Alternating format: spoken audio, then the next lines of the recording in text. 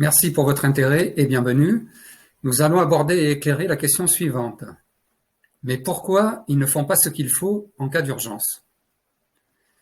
Qui n'a pas entendu parler ou vécu des situations dans lesquelles il y avait un besoin d'intervention et personne ne faisait rien pour autant? Parmi les exemples classiques, je vais vous citer les harcèlements dans les transports en commun ou les lieux publics, une personne en train de boire la tasse et qui va peut-être se noyer à 20 mètres d'une plage bondée, une alarme en train de sonner sans que personne ne bouge, ou encore un feu en train de couver, ou un départ de feu, que tout le monde regarde passivement comme pour voir ce qui va se passer. Il y a bien d'autres exemples et je vous laisse vous référer à votre propre vécu et vos propres expériences dans ce domaine. Pour répondre donc à la question d'introduction, nous allons utiliser la représentation d'un processus d'intervention en cas d'urgence. Cette représentation dérive des expériences de psychosociologie menées en 1970 par Latané et Darley.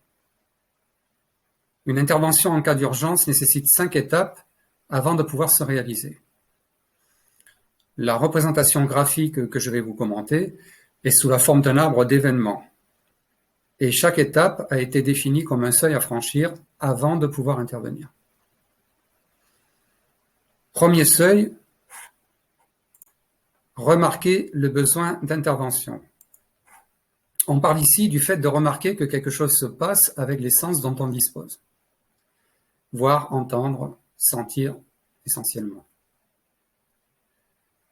Deuxième seuil qui s'affiche, avant de pouvoir intervenir, une fois qu'on a remarqué le besoin d'intervention, encore faut-il comprendre qu'il y a une situation d'urgence en train de se dérouler dans notre champ de perception. Troisième seuil, décider d'engager sa responsabilité.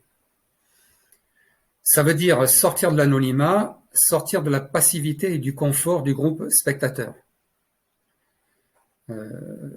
On est rarement seul lorsqu'une situation d'urgence se déroule. Néanmoins,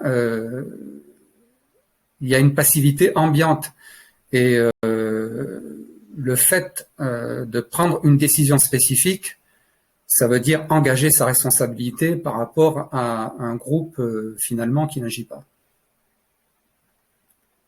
Quatrième seuil, le voilà qui s'affiche. Décider du type d'aide à apporter. Cela consiste à trouver les possibilités existantes pour régler la situation d'urgence parmi plusieurs options. Première option, intervenir soi-même. Deuxième option, chercher et organiser de l'aide. Ou bien encore troisième option, faire intervenir d'autres personnes compétentes et capables. Cinquième et dernier seuil, avant de pouvoir intervenir, décider du meilleur moyen de mettre l'action à exécution. C'est une question pratique sur la manière de faire. Par exemple, si le choix a été fait d'utiliser un extincteur, il faudra choisir le bon type d'extincteur et la manière de le vider sur le foyer à éteindre. Tous ces seuils prennent du temps pour être résolus et il peut même y avoir un blocage sur chacun de ces seuils. On comprend mieux maintenant pourquoi il existe de nombreuses situations dans lesquelles il y a un besoin d'intervention urgent et où pourtant personne ne fait rien. Et même dans les cas où il y a action, ce n'est pas forcément l'action adéquate et la plus efficace qui est mise en œuvre. D'où l'importance de la préparation, par exemple les exercices d'urgence, et d'où l'importance de la formation de terrain également. En effet, il y a un fossé particulièrement important entre théorie et pratique, et notamment dans le domaine de l'intervention d'urgence. Pour surmonter tous les blocages possibles que nous avons vus, il n'y a que l'anticipation, l'entraînement et la répétition des bons gestes et comportements. Voilà pour ces explications de base. J'espère qu'elles vous ont apporté une vision utile des choses.